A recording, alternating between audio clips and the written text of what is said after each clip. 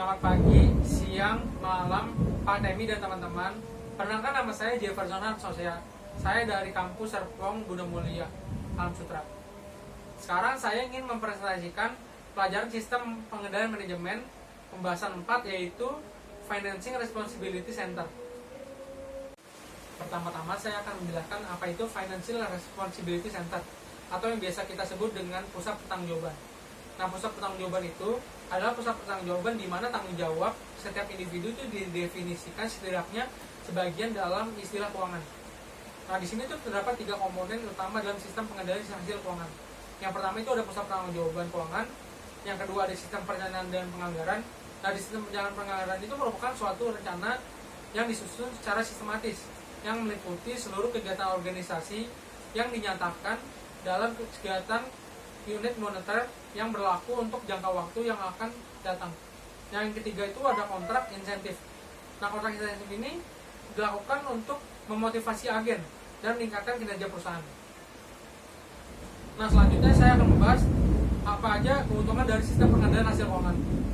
Yang pertama itu ada tujuan keuangan, merupakan tujuan terpenting dalam berorganisasi pada laba. Yang kedua itu pengukuran keuangan, memberi sebuah ringkasan atau pengukuran kinerja. Yang ketiga, pengukuran keuangan relatif, tepat, dan objektif.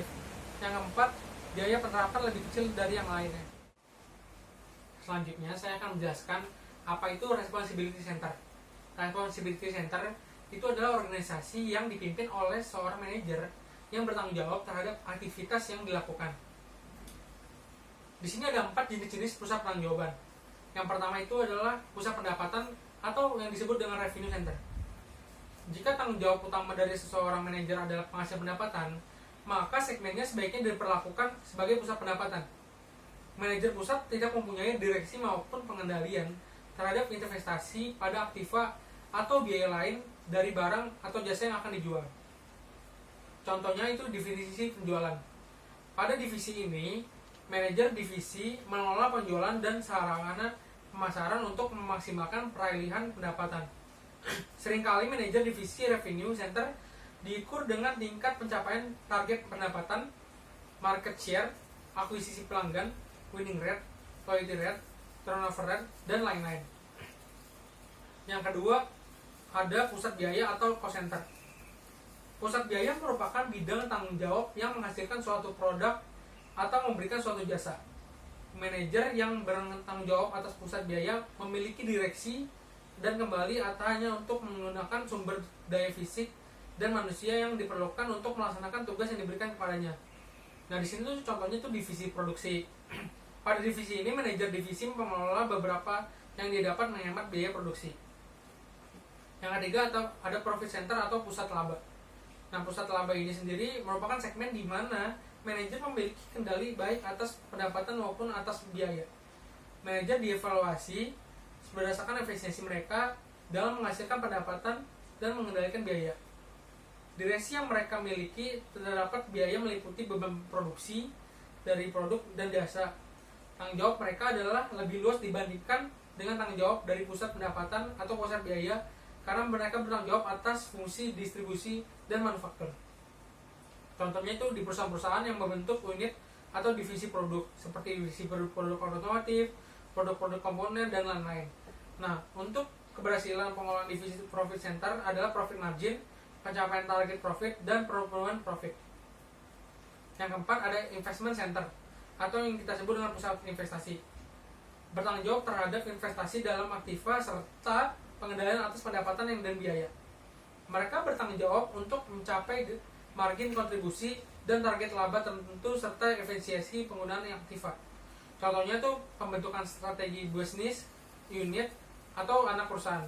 Ukuran keberhasilan pengelolaan investment center adalah return of asset, return of investment, return of equity, residual income, dan economic value add.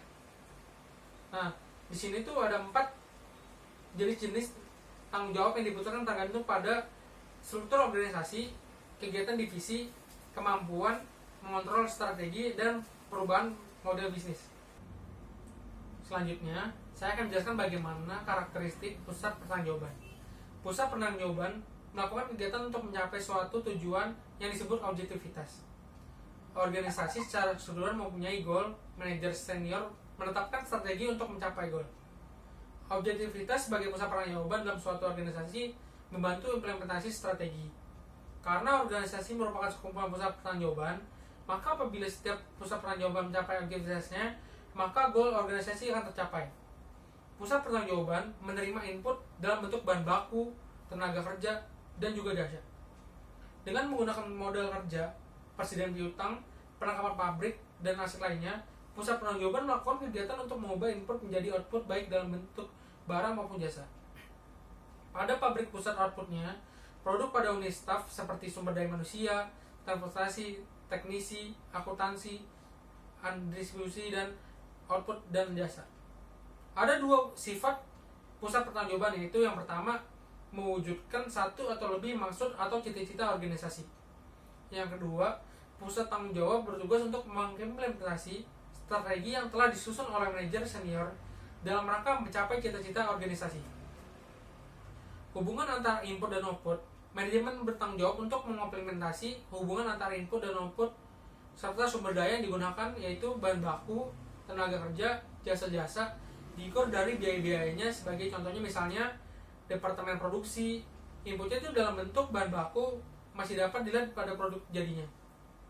Pengendalian difokuskan dengan bagaimana input minimal untuk menghasilkan output yang diinginkan sesuai dengan ketentuan dan standar kuitansi yang ditetapkan pada waktu kuitansi yang diinginkan. Proses yang mengerjakannya juga menggunakan modal kerja kapital atau persediaan piutang. Peralatan dan aktiva lainnya dapat dibedakan menjadi 3 macam. Yang pertama langsung. Departemen produksi, input berupa bahan baku akan menjadi bagian fisik dari barang jadi yang merupakan output. Yang kedua itu ada tidak langsung. Departemen pemasaran, input berupa biaya periklanan dijadikan untuk meningkatkan hasil penjualan. Namun penjualan tidak hanya dipengaruhi oleh iklan. Yang ketiga kabur. Departemen penelitian dan pengembangan, hasil penelitian dan pengembangan dilakukan pada masa sekarang, barangkali tidak dapat diketahui selama beberapa tahun.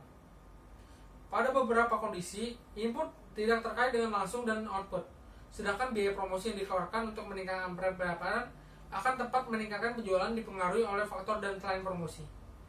Hubungan antara peningkatan biaya promosi dengan peningkatan pendapatan sulit dijelaskan. Pada kegiatan penelitian dan pengembangan, hubungan antara input dan output lebih sulit dijelaskan.